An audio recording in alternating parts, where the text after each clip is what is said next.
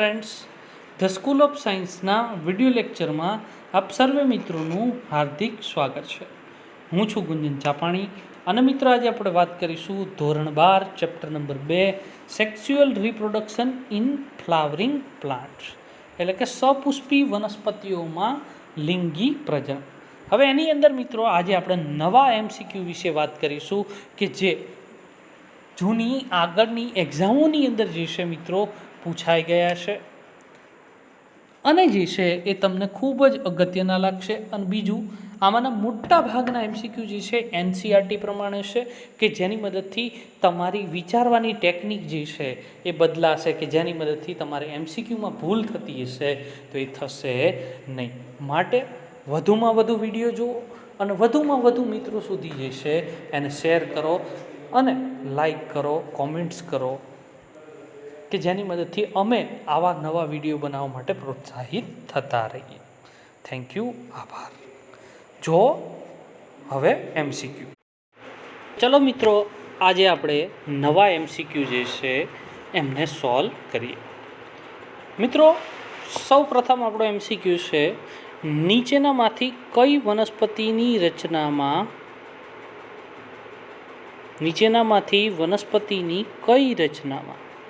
એકીય સંખ્યામાં રંગસૂત્ર હોય છે? હવે પહેલી વસ્તુ આપણને એક ખબર છે કે અંડકોષ કેવો હોય? N હોય. બીજું, મહાબીજાણુ માતૃકોષ કેવો હોય? તો કે 2N હોય. હવે મિત્રો, પ્રદેહ અને પ્રતિધ્રુવીય કોષો જે છે એ કેવા હોય? તો કે પ્રદેહ જે છે એ 2N હશે. હવે કોષ કેન્દ્ર, અંડકોષ કોષ કેન્દ્ર અને દ્વિતીય કોષ કેન્દ્ર. હવે અહીંયા આ બધાનું આપણે જોઈશું તો આપણને જે છે એ ખ્યાલ આવશે કે આપણો આન્સર અંડકોષ અને પ્રતિધ્રુવી કોષો જે છે એની અંદર N સંખ્યાની અંદર એકીય સંખ્યામાં જે છે એ રંગસૂત્રો જે છે એ આવેલા છે. આપણે અગાઉ લેક્ચરમાં જ્યારે આપણે ચેપ્ટર વિશે વાત કરતા હતા ત્યારે પણ જે છે મિત્રો આની વિશે ઘણી બધી ચર્ચા થઈ ચૂકી છે. હવે મિત્રો, આગલો MCQ, પુષ્પની એકલિંગિતા ખાલી જગ્યાને અટકાવે છે. પુષ્પની એકલિંગિતા. પહેલું મિત્રો, પુષ્પ એકલિંગી હોય, એક જ લિંગ હોય એને અંદર, તો એ કોને અટકાવે? એક તો પહેલું સ્વફલનને અટકાવે. બીજું, સ્વફલનને બીજા શબ્દોમાં શું કહેવામાં આવે? ઓટોગેમી. પોતાની રીતે જે છે ફલિત થાય. એક જ પુષ્પની અંદર નર અને માદા એટલે કે પુંકેસર અને સ્ત્રી કેસરની રચના હોય તો એની અંદર પોતે જે છે પોતાનું ફલન કરી નાખે, એને આપણે કહીએ સ્વફલન. હવે બીજું મિત્રો, ગેઇટેનોગેમી જે છે એ આપણે વાત કરીએ તો એક જ વનસ્પતિ જે છે એની પરાગરજ તે જ પુષ્પના સ્ત્રી કેસર નહીં પરંતુ બીજા પુષ્પના, અથવા તો એવી વાત કરીએ કે એક જ છેડાના નર પુષ્પની પરાગરજ તે જ વનસ્પતિના માદા પુષ્પ. વનસ્પતિ એક જ પરંતુ પુષ્પ જે છે એ અલગ અલગ. એને આપણે શું કહીએ? ગેઇટેનોગેમી. ગેઇટેનોગેમી મિત્રો કેની અંદર થાય? તો કે એક ગૃહી વનસ્પતિમાં. કેવી વનસ્પતિમાં? એક ગૃહી વનસ્પતિમાં. હવે મિત્રો, અહીંયા આપણે જોઈએ કે પુષ્પની એકલિંગિતા ખાલી જગ્યાને અટકાવે, તો કે સ્વફલનને અટકાવે, પરંતુ ગેઇટેનોગેમીને નહીં. ઓકે, અહીંયા મેં તમને સમજાવ્યું. બીજું મિત્રો, અહીંયા તમને ઝેનોગેમી આપેલું છે. ઝેનોગેમી એટલે શું? તો કે પરપરાગનયન. પરપરાગનયન એને શું કહીએ આપણે? ઝેનોગેમી, અથવા તો એલોગેમી તરીકે પણ જે છે એને ઓળખવામાં આવે છે. હવે મિત્રો, આપણે આગળ વાત કરીએ નીચેનો MCQ કે નીચેનામાંથી શું ઉત્સેચક પ્રક્રિયા અવરોધક છે? હવે ત્વક્ષા, તો ત્વક્ષાનું ઉત્સેચકનું કોઈ જગ્યાએ આપણે વાત આવતી નથી. દ્રઢોતક તંતુઓની આપણે ક્યાંય વાત નથી આવતી. પર્ણનું ક્યુટિકલ, એના વિશે કંઈ ઉત્સેચકોની વાત નથી આવતી. આપણને ખબર છે કે પરાગરજનું બાહ્ય આવરણ સ્પોરોપોલિનિનનું બનેલું છે. આ સ્પોરોપોલિનિન જે છે એ ઉત્સેચકોની પ્રક્રિયાને પણ અવરોધી શકે છે, એ તૂટતું નથી. માટે આપણો આન્સર આવશે પરાગરજનું બાહ્ય આવરણ. આગળ વાત કરીએ મિત્રો કે પવન પરાગિત પુષ્પો ખાલી જગ્યા હોય છે. પવન પરાગિત પુષ્પો ખાલી જગ્યા હોય છે. એની અંદર આપણે વાત કરીએ તો પહેલી વસ્તુ, પહેલો MCQ એનો પહેલો ઓપ્શન, નાના ચળકતા રંગીન અને મોટી સંખ્યામાં પરાગરજ ઉત્પન્ન કરે છે. બીજું ઓપ્શન, નાના મોટી સંખ્યામાં શુષ્ક પરાગરજ ઉત્પન્ન કરે છે. હવે પહેલી વસ્તુ સમજજો મિત્રો, જેમાં પવન દ્વારા પરાગનયન થતું હોય એમના પુષ્પો રંગીન ન હોય, બરાબર. બીજું, ત્રીજું ઓપ્શન આપણે જોઈએ, મોટી સંખ્યામાં પરાગરજ અને પુષ્કળ મધુરસ ઉત્પન્ન કરે છે. હવે પહેલી વસ્તુ, પવન દ્વારા પરાગનયન થતું હોય એમને મધુરસ એટલા બધા પ્રમાણમાં ઉત્પન્ન કરવાની જરૂર રહેતી નથી. નાના મધુરસ અને પરાગરજ ઉત્પન્ન કરે છે, ખોટી વાત છે. હવે પહેલી વસ્તુ મિત્રો સમજો, પવન દ્વારા પરાગનયન થતું હોય એ વનસ્પતિની પરાગરજ કેવી હશે? શુષ્ક હશે. વજનમાં કેવી હશે મિત્રો? તો કે હલકી હશે, કે જેની મદદથી પવનમાં એ ઉડી શકે મિત્રો, એ પવન સાથે જે છે એ ઉડી શકે. હવે મિત્રો બીજું કે અહીંયા પરાગરજ જે છે એ મોટી સંખ્યામાં જે છે એ ઉત્પન્ન કરવામાં આવે, કારણ કે અહીંયા વેડફાટ જે છે અથવા તો પરાગરજ જે છે એ વધુ પ્રમાણમાં વેડફાઈ જાય છે.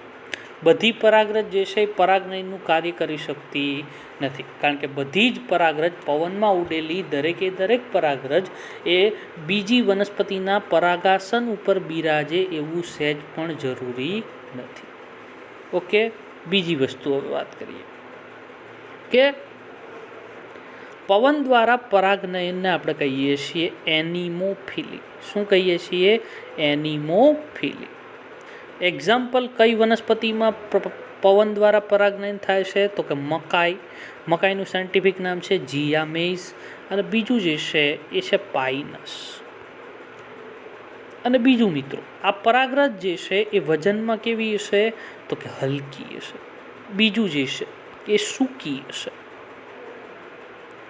અને શુષ્ક હશે.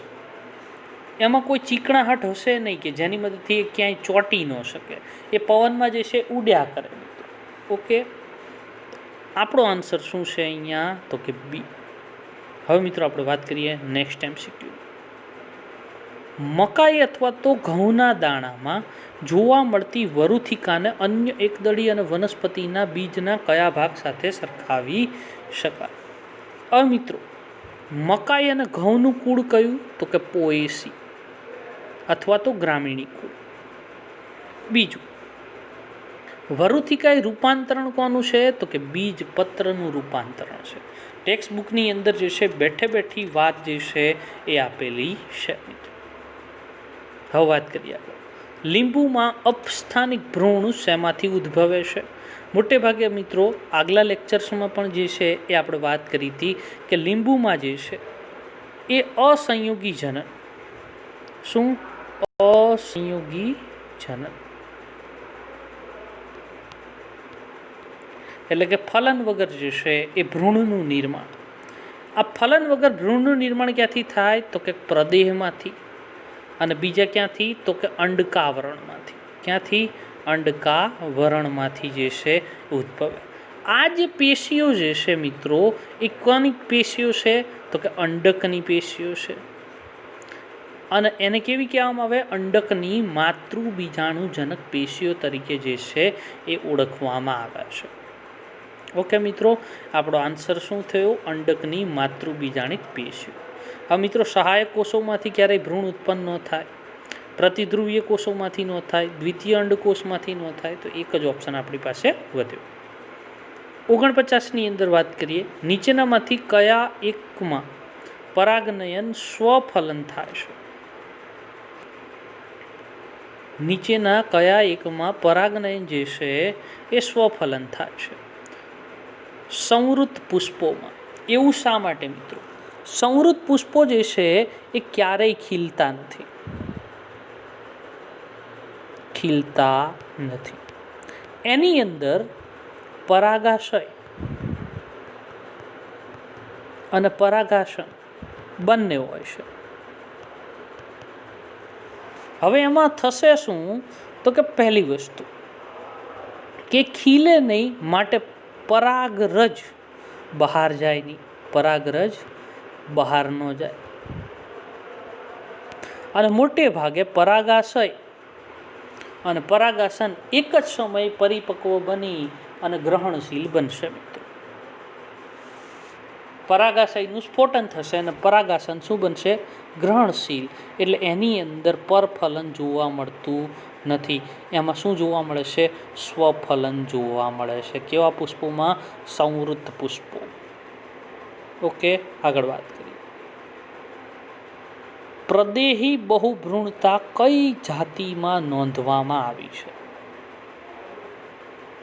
પ્રદેહી બહુભ્રૂણતા જે છે એ લીંબુમાં મિત્રો આપણને એક્ઝામ્પલ બુકની અંદર પણ જે છે એ આપેલું છે. બીજું, શેમાં પવન દ્વારા પરાગનયન થાય છે? તો મોટે ભાગે મિત્રો તમને ખબર છે કે કોની અંદર પવન દ્વારા? આગળ પણ એક MCQ આપણે જોઈ ગયા, મકાઈ, પોએસી કુળ, જેની અંદર પવન દ્વારા જે છે એ પરાગનયન જે છે. એટલે એ શું છે? આ બધું ઘાસ છે. ઘાસની અંદર જે છે એ પવન દ્વારા પરાગનયન થાય. આ ઘટનાને આપણે શું કહીએ? એનિમોફિલી. કેવા કહીએ? એનિમોફિલી. દાખલા તરીકે બીજા કોનો સમાવેશ થાય એની અંદર? ઘઉંનો સમાવેશ થાય, શેરડીનો સમાવેશ થાય, વાંસનો સમાવેશ થાય, પાઇનસનો સમાવેશ થાય. આ બધામાં કોના દ્વારા પરાગનયન? તો કે પવન દ્વારા. એને આપણે શું કીધું? એનેમોફિલી. પરાગરજ સૂકી હોય, હલકી હોય અને બિનચીપકું હોય. હવે મિત્રો આપણે આગળ વાત કરીએ કે તંતુમય ઘટકો એ કોનું વિશિષ્ટ લક્ષણ છે? તો હવે મિત્રો અહીંયા તમે અંડકની અંદરનો આ જે એમ્બ્રિયો શેક છે એની આકૃતિ હું તમને દોરું. તંતુમય ઘટકો ફિલિફોર્મ એપરેટસ. હવે અહીંયા જુઓ, આ એમ્બ્રિયો શેક, આ આપણે આખું દોરીએ અંડક.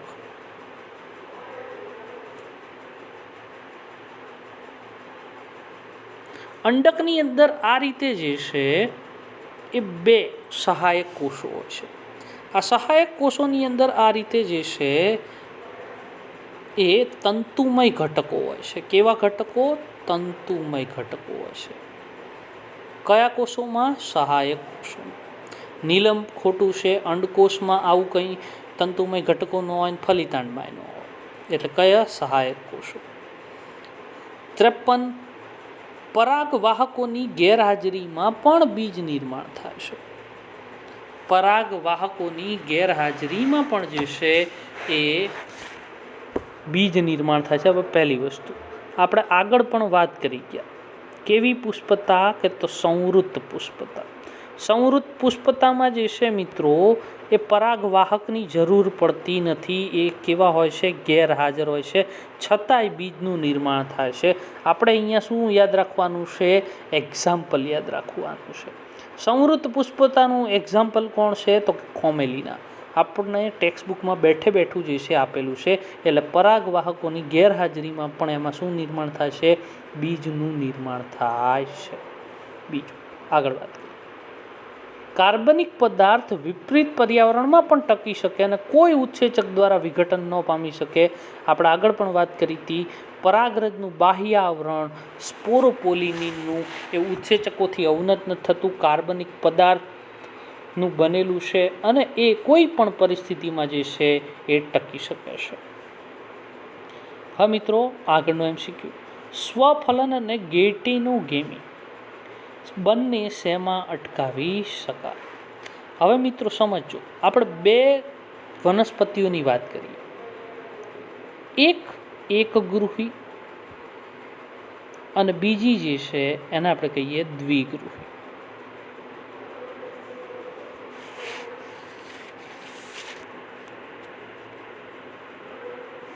ઓકે,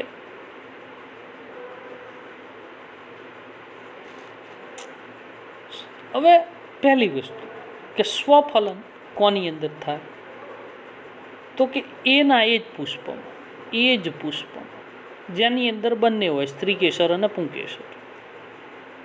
અને ગેઇટેનોગેમી, ગેઇટેનોગેમી કોની અંદર થાય, તો કે એક વનસ્પતિ ઉપર જે છે એક બે પુષ્પ. કેટલા પુષ્પ, તો કે બે પુષ્પ, એક નર અને બીજું માદા. આ નરની પરાગરજ ક્યાં આવે, માદા ઉપર આવે. બે પ્રકારના પુષ્પો હોય, એને આપણે શું કહીએ, ગેઇટેનોગેમી. અથવા તો એવું પણ આપણે કહી શકીએ કે એક જ વનસ્પતિમાં એક પુષ્પની પરાગરજ બીજા પુષ્પ ઉપર જેનું જીનેટિક મટીરિયલ સમાન હોય, જનીન દ્રવ્ય સમાન હોય, એની અંદર થાય તો એને આપણે શું કહીએ, ગેઇટેનોગેમી. પરંતુ આવું કઈ વનસ્પતિમાં અટકાવી શકાય?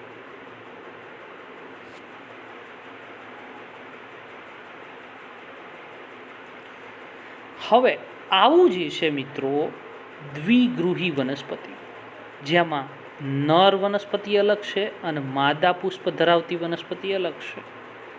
અહીંયા એક્ઝામ્પલ હું તમને આપું તો કોણ, પપૈયું. એટલે આપણો જવાબ શું આવે, પપૈયું. કારણ કે એમાં નર અને માદા જે છે બંને છોડ અલગ અલગ છે.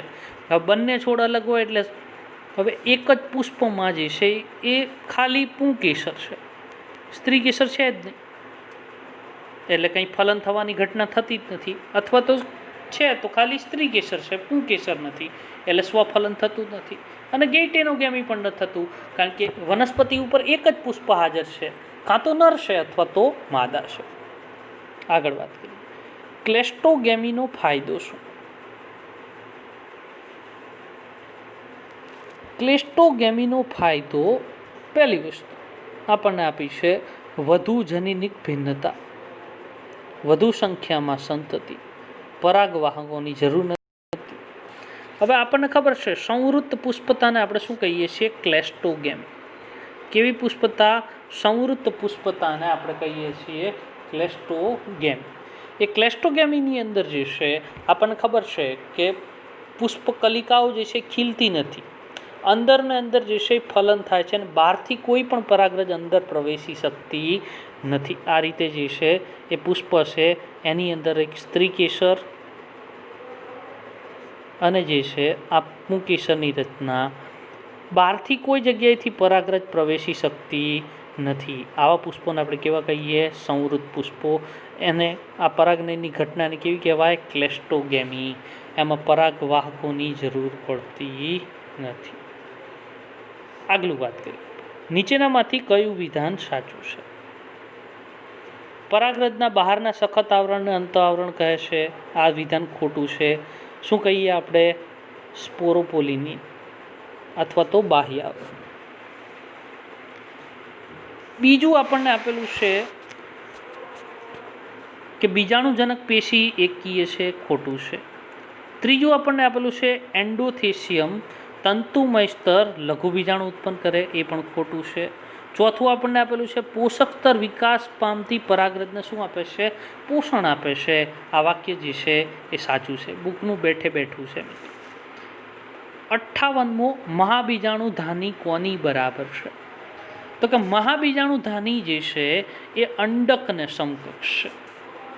અંડકમાં શું હોય, તો કે ભ્રૂણપૂટ હોય, જે અર્ધીકરણ વિભાજન થાય. અંડકમાં શું હોય, ભ્રૂણપૂટ. એમાં શું થાય, અર્ધીકરણ થાય, વિભાજન થાય. બીજું, એની સાથે નાની રચના જે છે જોડાયેલી હોય, આપણે એને શું કહીએ, અંડનાલ કહીએ. એમાં શું હોય, બે રક્ષણાત્મક આવરણો આવેલા હોય, એક હોય, બે હોય. અને અંડક જે છે એ અર્ધીકરણ દ્વારા મહાબીજાણુ માતૃકોષની રચના કરે. કોની રચના કરે, મહાબીજાણુ માતૃકોષની રચના કરે. એમાંથી શું થાય? સક્રિય મહાબીજાણુ ઉત્પન્ન થાય. એમાંથી જે છે એ આખી ઘટનાઓ બધી થાય અને ફળ જે છે એ બનવાની પ્રક્રિયા થાય. મિત્રો આગળ વાત કરીએ, તંતુમય ઘટકોનું કાર્ય શું છે? કેવા ઘટકો કીધા? તંતુમય ઘટકોનું કાર્ય શું છે? હવે પહેલી વસ્તુ, તંતુમય ઘટકો આવેલા કઈ જગ્યાએ? કયા કોષોમાં? યાદ કરો, સહાયક કોષોમાં. કયા કોષોમાં? સહાયક કોષો. એમનું કાર્ય શું છે? એ પરાગ નલિકાના પ્રવેશનું માર્ગદર્શન કરે. કોના પ્રવેશનું? પરાગ નલિકા.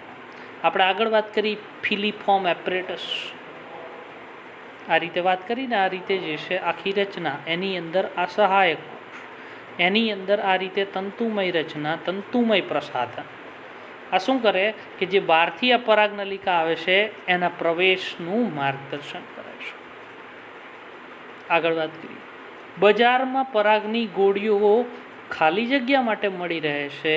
તેમાં પહેલું આપેલું છે પ્રયોગશાળામાં ફલન માટે ખોટું, સંવર્ધન કાર્યક્રમ માટે ખોટું, નવસ્થાન જાળવણી ખોટું, તો કે ખોરાકના પૂરક તરીકે જે છે એ મળી રહે છે. આગળ વાત કરીએ, ગેટેનોગેમીમાં સંકળાયેલ હોય છે. ગેટેનોગેમી આપણે વાત કરી કે પરાગરજ દ્વારા તે જ વનસ્પતિના બીજા પુષ્પનું શું થાય? ફલન થાય. જીનેટિક મટીરિયલ કેવું હોય? એક જ હોય. તો અહીંયા પરાગરજ દ્વારા તે જ પુષ્પનું ફલન ખોટું, એને કેવું કહેવાય? સ્વફલન. એક જ જાતિના એક પુષ્પની પરાગરજ દ્વારા તે જ જાતિના બીજા પુષ્પનું ફલન, આ ખોટું. એક જાતિના પુષ્પની પરાગરજ દ્વારા બીજી જાતિના પુષ્પનું ખોટું. પરાગરજ દ્વારા તે જ વનસ્પતિના બીજા પુષ્પનું ફલન, આ સાચો જવાબ છે. હા મિત્રો, આપણે આગળ વાત કરીએ, તાજા નાળિયેરમાંથી મળતું નારિયેળ પાણી એ શું સૂચવે છે? તાજા નાળિયેરમાંથી મળતું નારિયેળ પાણી આપણને ખબર જ છે એ શું છે? કોષ કેન્દ્રો છે. કેવા છે? મુક્ત. એક શેનું કાર્ય કરે છે? ભ્રૂણપોષનું કાર્ય કરે છે. એને આપણે શું કહીએ? મુક્ત કોષ કેન્દ્રીય ભ્રૂણપોષ. શું થશે કે ભ્રૂણપોષ વિકાસમાં જે છે એ પ્રાથમિક ભ્રૂણપોષ કોષ કેન્દ્ર, પ્રાઇમરી એન્ડોસ્પર્મિક ન્યુક્લિયસ વારંવાર વિભાજન પામશે અને શું ઉત્પન્ન કરશે? કોષ કેન્દ્રો ઉત્પન્ન કરશે. આ અવસ્થાને શું કહેવાય? મુક્ત કોષ કેન્દ્રીય ભ્રૂણપોષ. હવે આપણે વાત કરીએ આગળ, આવૃત બીજધારીમાં લઘુ બીજાણુ જનન અને મહાબીજાણુ જનન ખાલી જગ્યા. તો પરાગાશયમાં થાય, ખોટી વાત છે. લઘુ બીજાણુ જનન પરાગાશયમાં થાય અને મહાબીજાણુ જનન પરાગાશયમાં થાય નહીં. આગળ વિભાજન પામ્યા વગર જન્યુઓ ઉત્પન્ન કરે છે, ખોટું. અંડકમાં થાય છે, ખોટું. બે વસ્તુ અંડકમાં ન થાય. તેમાં અર્ધીકરણ સંકળાયેલ છે, હા બરાબર છે. બંને પ્રક્રિયાઓમાં લઘુ બીજાણુ જનનમાં અર્ધીકરણ થાય અને મહાબીજાણુ જનનમાં અર્ધીકરણ થાય. લઘુ બીજાણુ જનનમાં લઘુ બીજાણુ માતૃકોષમાં અર્ધીકરણ થઈ અને જન્યુઓ બને અને મહાબીજાણુની અંદર જે છે એ મહાબીજાણુ માતૃકોષની અંદર અર્ધીકરણ થાય અને મહાબીજાણુ નિર્માણ થાય. આગલો MCQ, તંતુમય ઘટકો તેમનું વિશિષ્ટ લક્ષણ ખાલી જગ્યા.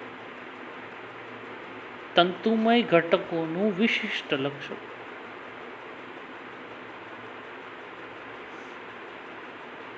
એ શું છે? સહાયક કોષો કે જેમાં તંતુમય ઘટકો જે છે એમનું વિશિષ્ટ લક્ષણ છે. 65મો MCQ, નીચેનામાંથી કયું અફલિત ફળ છે? અફલિત ફળ એને આપણે કેવું કહીએ? પાર્થેનોકાર્પિક. કેવું કહીએ? પાર્થેનોકાર્પિક. બરાબર. બીજ રહિત થતી પ્રક્રિયા ફળ વિકાસ. એક્ઝામ્પલ અહીંયા હું તમને આપું તો નારંગી છે, કેળું છે, અહીંયા આપણને આપેલું છે, અહીં હા કેળું આપણને આપેલું છે, નારંગી છે, તરબૂચ છે, લીંબુ જે છે એમાં પણ અફલિત ફળ વિકાસ થાય. આ પદ્ધતિમાં મિત્રો જે છે ઓક્ઝિનની સારવાર આપવામાં આવે. શેની સારવાર આપવામાં આવે? ઓક્ઝિન. ઓક્ઝિન જે છે એ તમે ધોરણ 11ની અંદર ભણી ગયા. ઓક્ઝિન શું છે? વૃદ્ધિ અંતસ્ત્રાવ છે, પ્રાઇમરી ગ્રોથ રેગ્યુલેટર્સ, PGRS છે મિત્રો.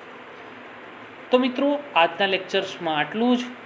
મિત્રો બીજી વસ્તુ કે ચેનલને લાઈક કરો, શેર કરો, સબસ્ક્રાઈબ કરો અને વધુમાં વધુ લોકો સુધી પહોંચાડો કે જેની મદદથી એવા સ્ટુડન્ટ કે જે નીટની એક્ઝામ આપવાના હોય અથવા તો જે 12મા ધોરણની અંદર ભણતા હોય એ લોકોને જે છે આપણી ચેનલ ઉપયોગી થાય, એટલા માટે જે છે આપણે આને શેર કરીએ. Thank you. આભાર.